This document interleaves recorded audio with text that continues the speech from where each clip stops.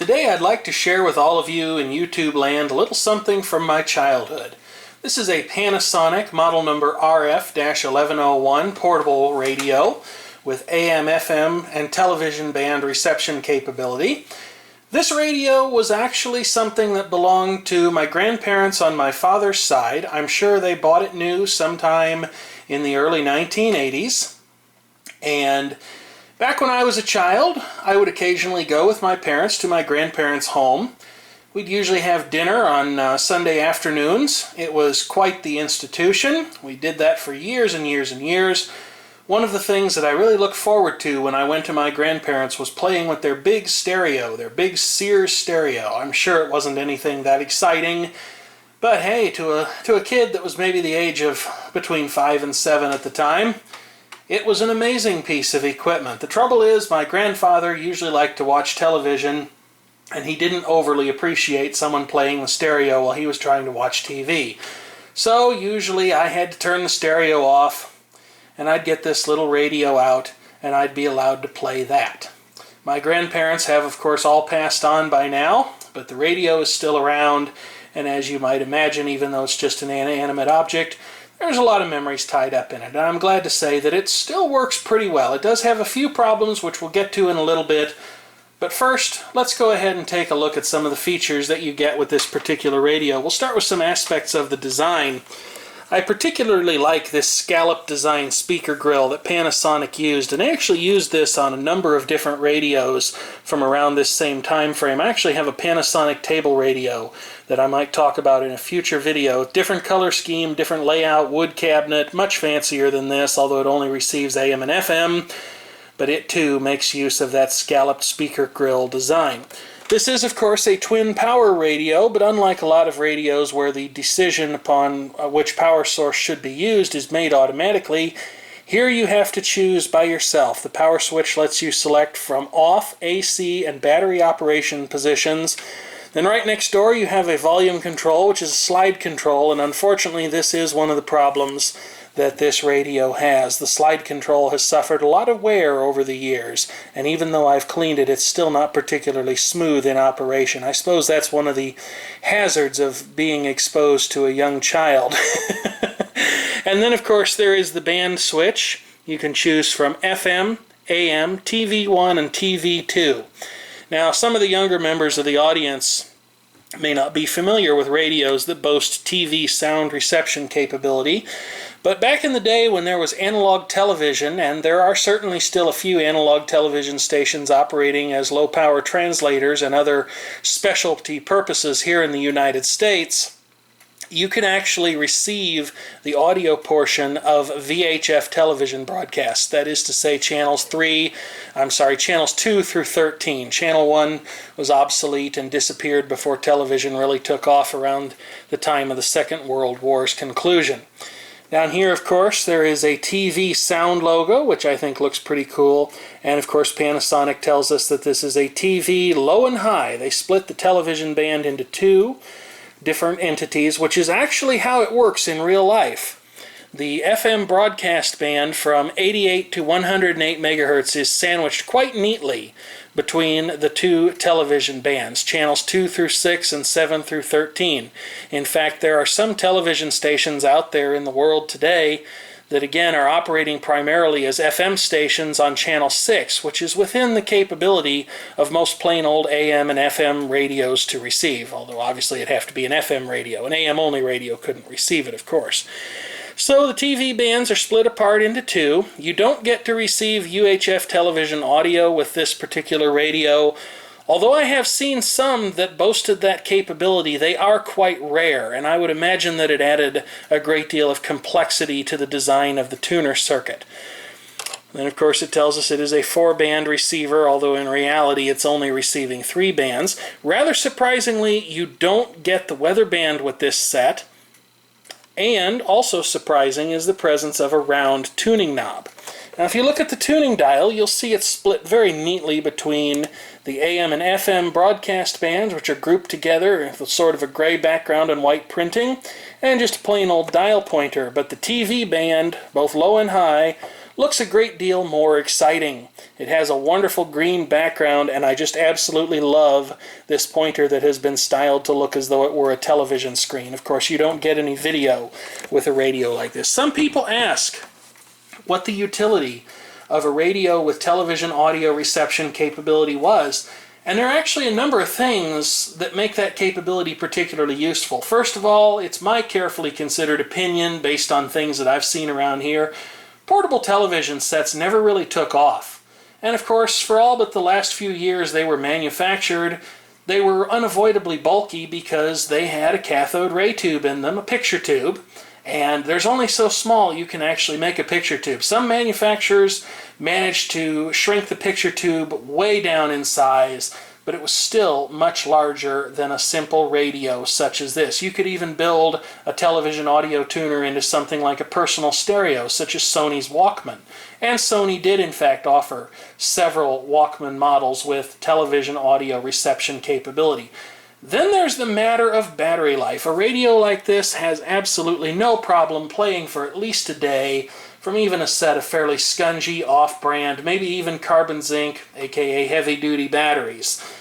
There's not a portable television made in the world that can match that. At most you're going to get probably between 6 to 10 hours worth of television watching time on a portable TV, and only if you're willing to tolerate degraded performance toward the end will you actually get that much runtime.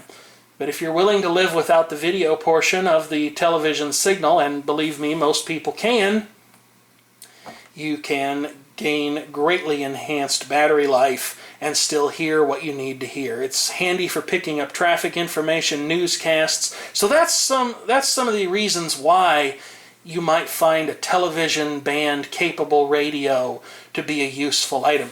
Let's go ahead and turn this around and take a look at the back. There's a permanently attached power cord as one of the most prominent features, and like many radios of this time, the power cord is actually stowed in the battery compartment. Here you can see there's some sort of an unused portion of the plastic cabinet. It's been covered over. I suppose this might have been used for a radio having weatherband reception capability. Let's go ahead and take a look at the battery compartment. As best I remember, it's in pretty good shape. It did fall victim to some leaky batteries, but since this radio was in pretty regular use, they were noticed pretty quickly and cleaned up. I also find it particularly convenient that this particular radio utilizes AA batteries. For me, at least, they're much easier to find. I'm more likely to have them around because I just don't own very many devices that make use of C-cell sized batteries, which is what most of these portable radios would use. You can see an outline for the speaker back there. As I remember it, the fidelity of this radio, it certainly wasn't the best I've ever heard, and there is no tone control, of course, but it was entirely serviceable. When you're using the set with batteries, you're meant to store the power cord by simply rolling it up. I don't know why this method of construction was so popular with so many of these portable radios, even all the way up into the 1990s and early 2000s. You would still find battery-operated radios like this where you were expected to roll the cord up, as opposed to having a detachable power cord. Sure, it means you can never lose the power cord, but by the same token, rolling those things up is definitely an adventure. Usually it involves my almost having to sit on the battery cover to get the thing to close up properly, and eventually I just lose patience with it and I leave the cord hanging out. Sometimes that's the way things happen. There's the Panasonic nameplate, which you probably can't really see or read, although it's not coming through too badly on the camcorder's viewfinder. Although this was designed by a Japanese company, Matsushita Electric, as Panasonic was known back then, this radio was actually manufactured in Taiwan, possibly even manufactured for them. I'm not aware of Matsushita or Panasonic, as they're known nowadays, having a manufacturing facility there. I'm only aware of them having such facilities in Malaysia, Singapore, and Japan. But they could have had one in Taiwan, certainly possible. On the side, you get a connection for a monophonic earphone or an extension speaker. It's actually rated for both. It gives an impedance figure of 8 ohms, and I notice that it says only, which suggests that this thing's amplifier may have some issues with driving particularly high or low impedance loads. It may not be particularly stable, or it may not have enough oomph to drive a higher impedance load.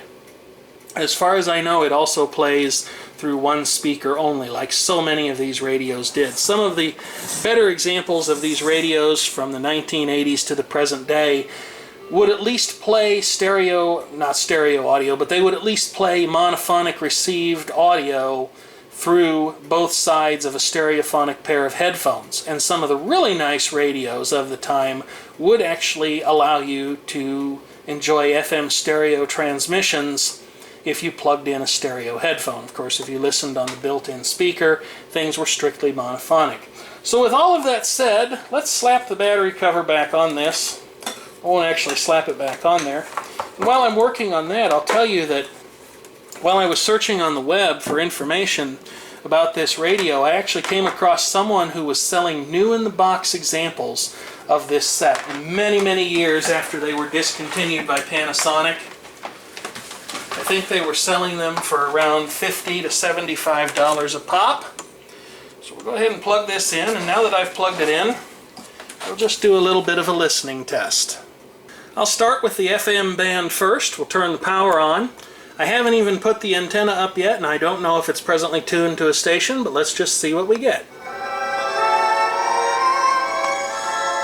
That's pretty good, considering that it's receiving with basically no antenna right now, or just an antenna that is certainly not ideal for the frequencies that it's receiving.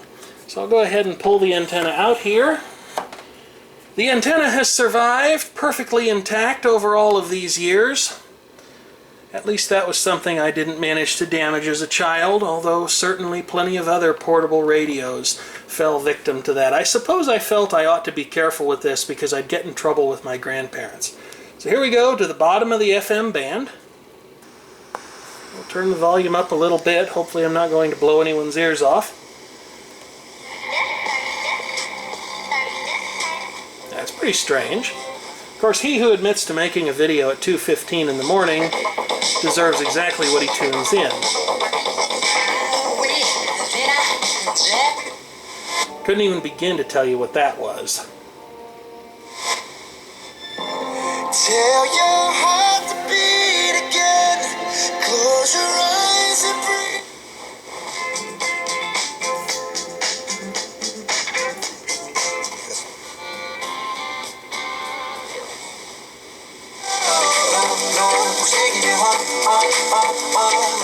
I will say that if this thing has an automatic volume control circuit, it's not tremendously effective. Of course, back when this thing was designed, radio stations weren't trying to be as horrifyingly loud as they are today.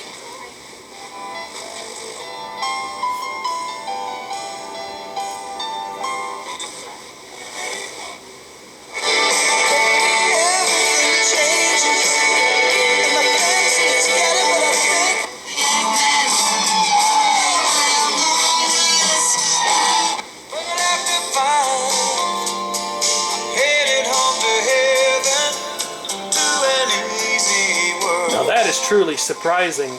Even some of my stereo receivers with their dipole antennas can't pull in that particular station. Some nice 1980s country music there from Steve Wariner. Helping those with post-traumatic stress disorder live a normal life again. Can't see the bottom. Damn queen, but I'll just play it again. Little unsteady. So that you can see. Solo right until I die. Cause air conditioning. Faster, cleaner, better. Apologize for the stillborns cause I wasn't present. They can't. The dial positioning is not particularly accurate.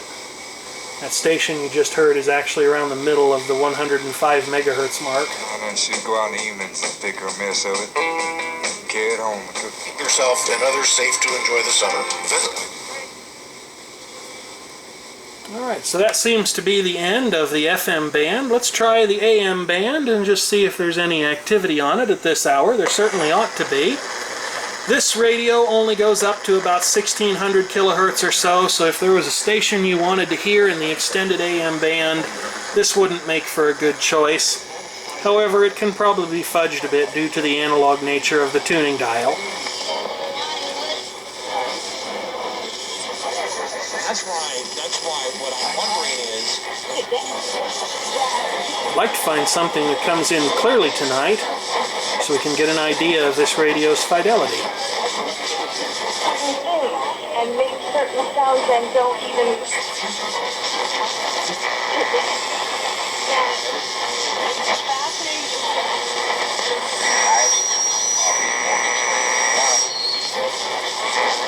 You know, let's get to regular order, and we'll call witnesses in. It's not music, but that'll do. Where we will compromise, where we will be closer to the...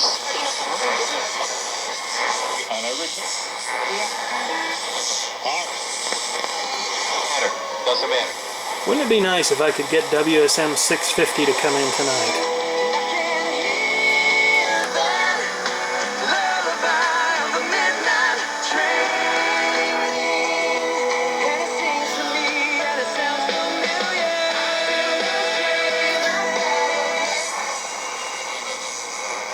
Not sure if that was them or not.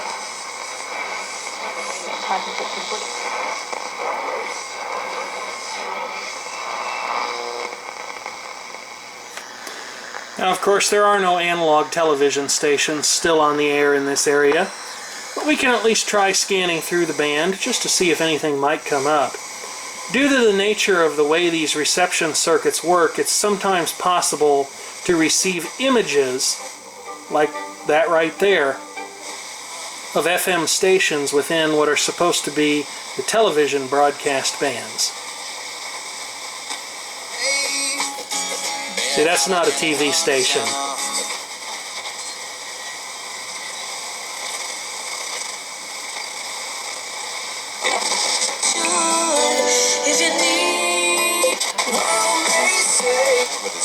And neither is that. And when we go up to the higher TV band, you may notice that the same thing takes place there as well.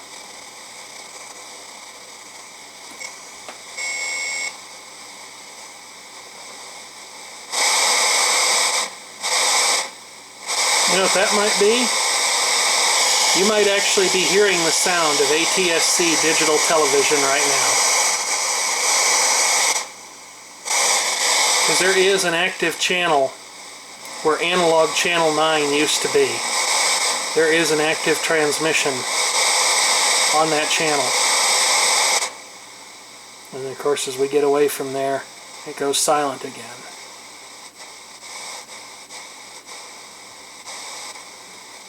So you can certainly hear a digital television broadcast in some instances on this radio, although many of them are on the UHF band these days. But you certainly couldn't decode it back into anything useful. At least I don't think you could, because the signal is probably not being handled appropriately by this thing's circuits, and it's very likely being damaged in the process. Information that you would need to decode the broadcast, if you could feed it into a suitable decoder, is probably being thrown away by the limitations of this thing's intermediate frequency circuitry and its bandwidth.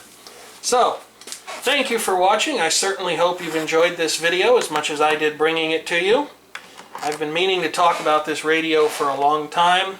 I actually did shoot a video about it, but I never liked the way it turned out, and this one is much better. So, again, thank you as always for watching, and I certainly look forward to hearing from you in the comments area.